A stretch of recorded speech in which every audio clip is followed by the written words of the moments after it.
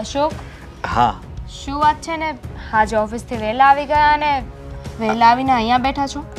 એમાં એવું થયું છે કે આ નવો પ્રોજેક્ટ ચાલુ થયો છે ને, તો ઘડીક આરામ આપ્યો છે, પાછું અત્યારે જવાનું છે. બરોબર, બસ આ જ રીઝન છે ને, બીજું કાંઈ નથી ને? નહીં. અશોક, હા. મારે તમને એક વાત પૂછવી છે. અરે તો પૂછ ને.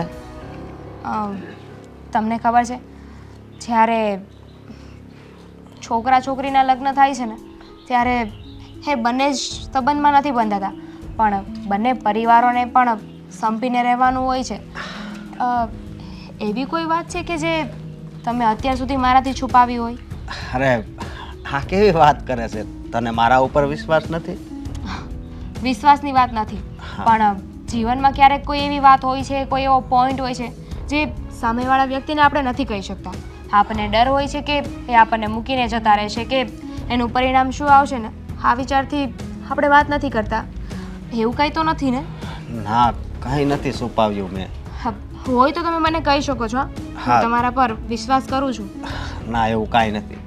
હા, પણ એક વાત મેં તારાથી છુપાવી છે. શું? આ મોટા ભાઈ છે ને, એને ફરવાની વાત કરી મને. એ કે તમારા લગ્નનો મહિનો થઈ ગયો તો બહાર ફરી આવો, પણ મેં હમણાં ના પાડી. એ એક વાત છુપાવી છે. ના, એવી નહીં. કોઈ ગંભીર વાત હોય, તમારું ટોપ સિક્રેટ, જે ઘરમાં અમુક લોકોને જ ખબર હોય. ના, એવી તો કોઈ વાત નથી. પણ તું આવું કેમ પૂછે છે આજે? ના, કંઈ નહીં. હા, તો એમ જ પૂછતી હતી. આજે મને સવાલ થયો ને એટલે મેં પૂછ્યું. પણ તને કોઈ કાંઈ સડાવી તો નથી ને? ના, હવે મને કોઈ શું ચડાવવાનું. એમ પણ હું કોઈની વાતમાં આવી જાઉં ને એવી નથી. આપણા ઘરમાં ક્યાં કોઈ વ્યક્તિ એવું છે? સાચી વાત છે. અને તને એક બીજી વાત કહું, હા, મોટા ભાઈ તો તારા બહુ વખાણ કરતા હતા હો, કે બહુ સંસ્કારી છે એમ. હા, સારું કહેવાય ને. હું આ ઘરમાં લગ્ન કરીને આવીને પછી મારો તો એક જ વિચાર છે કે બધા હળી મળીને સંભીને રહીએ. સાચી વાત છે. તારા જેવા વિચાર જો બધા જ ઘરે હોય ને તો કોઈ કોઈનાથી અલગ ન પડે. સાચી વાત છે, પણ પત્ની જેટલો પતિ પર વિશ્વાસ કરે છે ને, પતિએ પણ એટલો વિશ્વાસ કરવો જોઈએ. અરે હું વિશ્વાસ કરું છું ને, નથી કરતો? હા, કરો છો તો પછી. પણ આજે તે મને આ વાત પૂછી ને, તો જ્યાં સુધી મને કહે છે નહીં ત્યાં સુધી મને નિરાશ નહીં થાય. શું કહું, વાત કંઈ કહેવા જેવી હોય તો વાત કરું ને, એવું કંઈ છે જ નહીં. હા, તો એમ જ. નહીં, કંઈક વાત તો હશે જ. હા, નહીંતર તું આવું મને પૂછ જ નહીં. આટલો સમય થઈ ગયો તે મને કોઈ દિવસ પૂછ્યું નથી. અરે કીધું ને, એવું કાંઈ નથી. અત્યારે પૂછવાનું રીઝન એ જ હતું કે આપણે કેટલાય સમયથી સરખી રીતે વાત નથી થઈ. તમે આ તમારા ઓફિસના અને નવા પ્રોજેક્ટના કામમાં હતા, અને હું પણ આપણા નવા લગ્ન થયા છે એટલે ઘરમાં બધાની જરૂરિયાતો જોવાની, કોને શું જોઈએ છે, રહેવાની રીત, રહેણી કહેણી, આ બધી વસ્તુઓ શીખવામાં ટાઈમ જ નથી મળ્યો, એટલે પૂછું છું. અને એક વાત કહું, આજ ભાઈ તે મને પૂછતા હતા કે તમારા લગ્નનો કેટલો સમય થઈ ગયો તો તમે ક્યાંક ફરવા જાઓ, પણ મેં ના પાડી. પણ હવે આપણે 15 દિવસમાં જ જઈશું બસ. કંઈ વાંધો નહીં.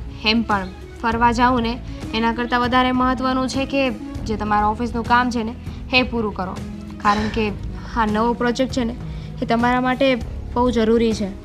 હા, એ પણ છે, પણ છતાંય જો મને રજા મળે તો જઈશું ફરવા. ફરવાનું શું છે, એ તો આખી જિંદગી ફરી શકીએ, પણ અત્યારે કમાવાનો સમય છે. અત્યારે છે ને કમાઈ લેવાનું. ભલે. હવે અહીંયા જ બેસવું છે કે પછી અંદર ચા પાણી પણ પીવા છે? તારા હાથની સાપ મળતી હોય અને હું ન પીવું એવું બને? ચાલ.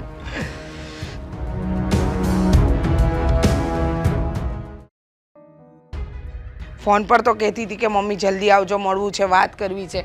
હા, એના ચક્કરમાં તો બજારનું કામ છોડીને અહીંયા આવીને ઊભી છું. પાછી કે બજારમાં નથી મળવું, બહાર મળ. આમથી કેમ આવી બેટા?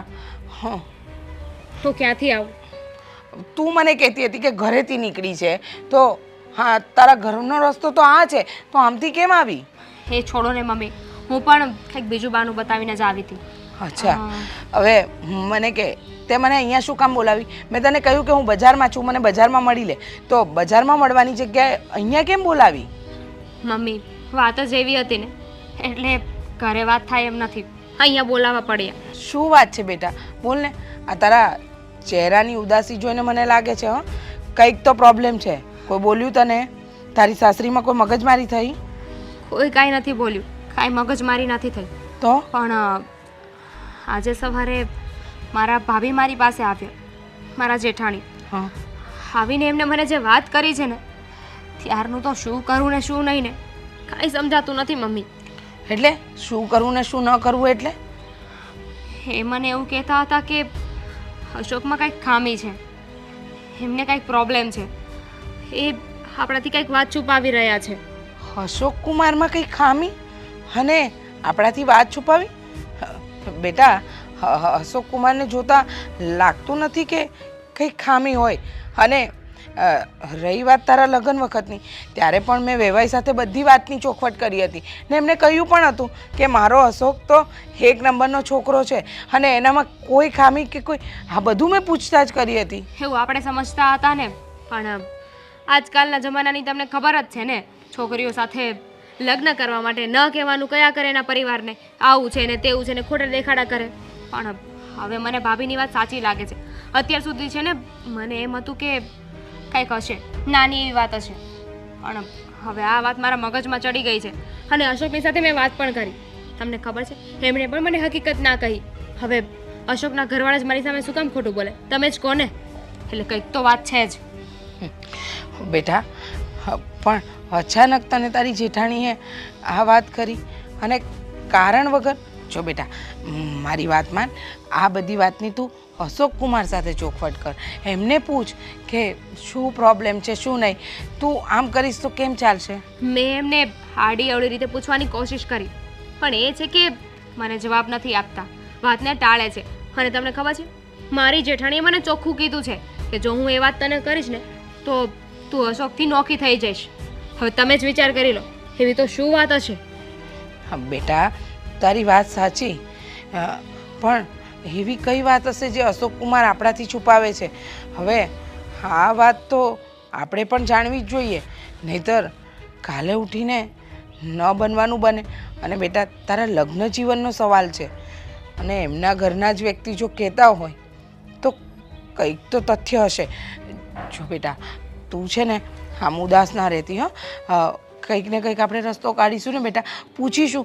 હું વેવાઈને પૂછીશ, હું આજે જ પૂછું છું. એમને ઘરે બોલાવું અને આપણા ઘરે વાત કરું. મમ્મી, જેમણે લગ્ન વખતે તમને સાચું ના કહ્યું, તમને શું લાગે છે કે તમે અત્યારે પાછું પૂછશો અને તમને સાચું કહી દેશે એમ? હા, તો શક્ય જ નથી. આ લોકો છે ને આપણા જોડે બહુ મોટી ગેમ રમી રહ્યા છે.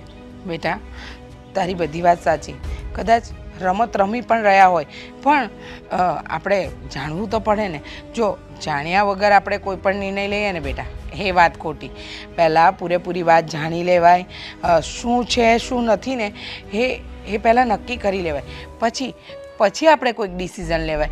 તું આવી રીતે અચાનક એમ કે આવું જ હશે આવું જ હશે, પણ જ્યાં સુધી જેને ખામી છે એના મોઢેથી ન સાંભળીએ ને ત્યાં સુધી એ વાતને સાચી ન મનાય બેટા. સાચી વાત છે તમારી, માની લેવું ને એના કરતાં પૂછી લેવું સારું. હા, પણ મમ્મી, મારો દિમાગ અત્યારે કામ નથી કરતો. જો હું તને શું કહું, શાંત થા, શાંત મને બેટા વિચાર કર. ઉતાવળીએ પગલાં છે ને ખોટા લેવાય, ક્યારે સાચા નિર્ણય ના લઈ શકે માણસ. અને એક તો છે ને અમારા ભાભીએ મારું મગજ ખરાબ કરી નાખ્યું છે.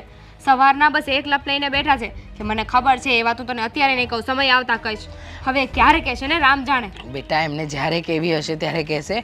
હું વેવાઈ સાથે વાત કરી લઈશ અને જો ખામીની ખબર પડશે ને તો હું તને જાણ કરીશ. પણ મગજને શાંત રાખી અને શાંત મને વિચાર કરજે બેટા. ખોટી આવું ઉતાવળિયું પગલું નહીં ભરતી. સારું મમ્મી. હા, તો હવે હું ઘરે જાઉં.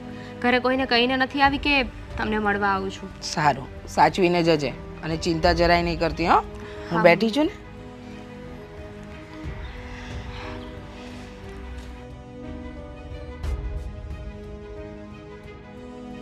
હલો. જય શ્રી કૃષ્ણ બેન. જય શ્રી કૃષ્ણ વેવાઈ. મારે તમારું કામ હતું, તમે આજે મળી શકશો? હા હા બોલો બોલો, શું કામ હતું? હા, મારે તમારી સાથે થોડી વાત કરવી છે. જો રૂબરૂ મળો તો વધારે સારું. હા તે વાંધો નહીં, રૂબરૂ મળો. સારું, તો મારા ઘરે મળીએ, બરાબર? હા તો સારું, હું આજે જ આવું છું જો ને. હા, જય શ્રી કૃષ્ણ. જય શ્રી કૃષ્ણ.